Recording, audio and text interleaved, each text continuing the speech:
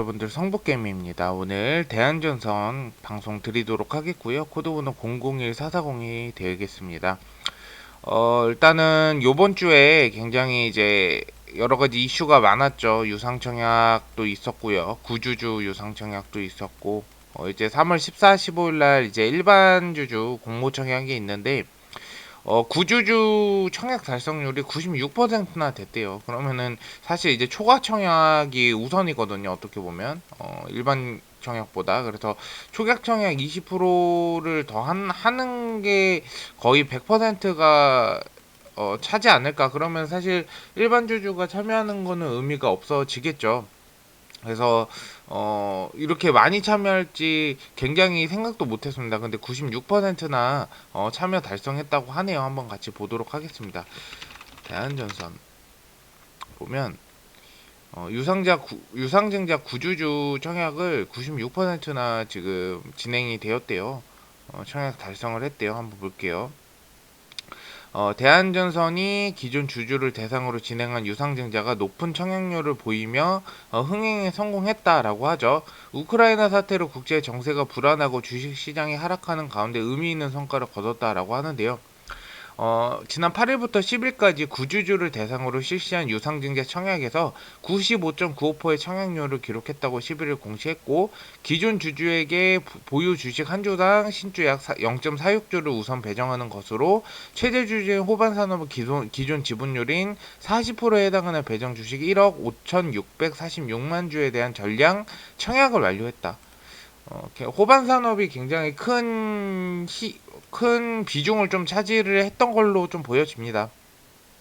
그래서 유상증자를 통해 주당 1260원 발행가액으로 총 3억 8,800만 주를 발행을 했고요.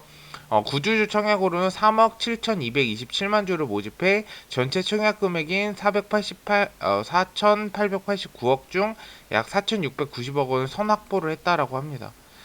거의 이제 5천억 가까이 되는데 이 정도면 굉장히 성공적인 겁니다. 근데 이 뒤에 어쨌든 초과 청약도 있고 일반 주주가 이제 14일부터 15일 참여하는 게 있는데 이 초과 청약이 우선이에요, 여러분들.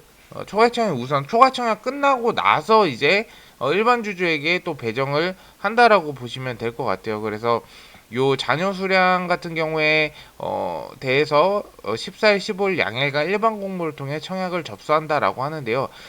제가 봤을 때는 이제 2, 3%가 솔직히 뭐 1573만 주면 개개인한테는 굉장히 큰 주예요. 근데 일반적으로 이제 구주주가 이렇게 많이 참여할지는 굉장히 성공적으로 이끌었다라는 것이죠. 그래서 제가 봤을 때는 이제 일반 청약을 하시는 분들 같은 경우에는 미래에셋증권, 삼성증권, KB증권 세 군데에서 진행이 가능한다라고 보시면 될 것 같습니다.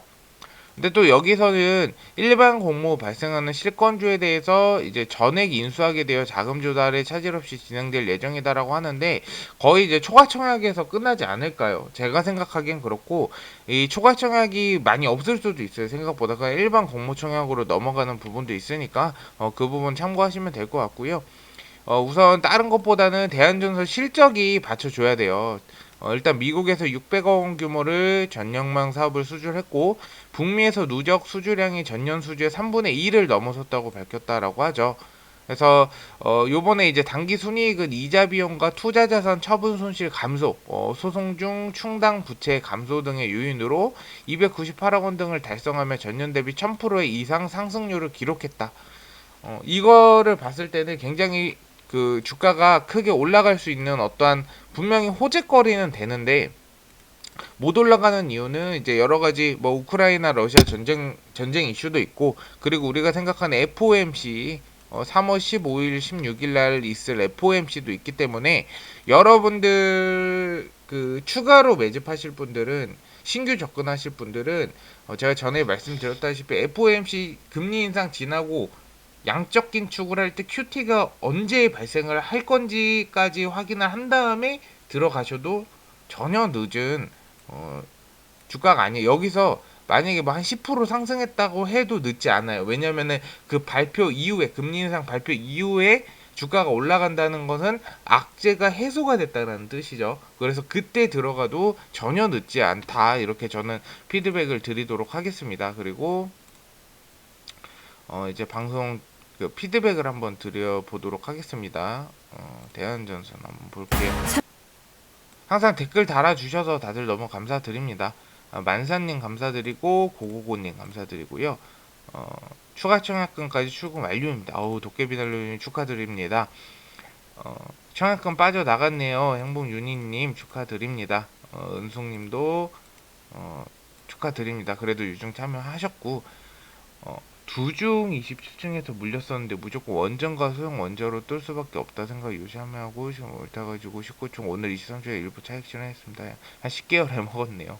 근데 대한전선 확실한 메리트와 비전이 없어서 물탕 명분과 확신이 없네요. 메리트는 있죠. 확실히 일단은 실적 부분에서 메리트도 있고 이 대한전선 같은 경우에는 일단은 신사업 관련해서 이슈가 있는 거예요. 물론 이제 두산중공업은 620조 소형 원전 모듈 그 부분에 대해서 이제 시장성이 있었기 때문에 결국엔 이게 명확했죠. 그렇기 때문에 이제 투자를 하신 걸 수 있는데 대한전선도 똑같아요. 중장기 종목이고 여러 가지 이제 신사업 투자. 근데 이 신사업 투자가 구체적인 포트폴리오는 당연히 전력망 사업이죠. 전력망 사업을 어디다가 해적 케이블 해상풍력, 해적 케이블 요런 부분에다가 투자를 많이 하겠다라고 구체적인 포트폴리오를 제시를 했었어요. 그러니까 요거 자체가 메리트인데 이제 두산중공업은 워낙 이제 명확한 딱 원전이 딱 있으니까 그런 건데 대한전선 같은 경우 그러니까 신사업 뭘 추진한다 요걸 디테일하게 까보면 이렇게 돼요. 전력망 사업이고 결국에는 얘네가 하던 전력망 사업 중에서도 어떤 인프라나 이런 걸 구축해서 하기보다는 신재생 에너지 쪽으로 전력망을 구축하는 쪽에 더 가까워진다라고 보시면 될 것 같아요. 그래서 요거 부분을 참고를 하시면 될 것 같아요.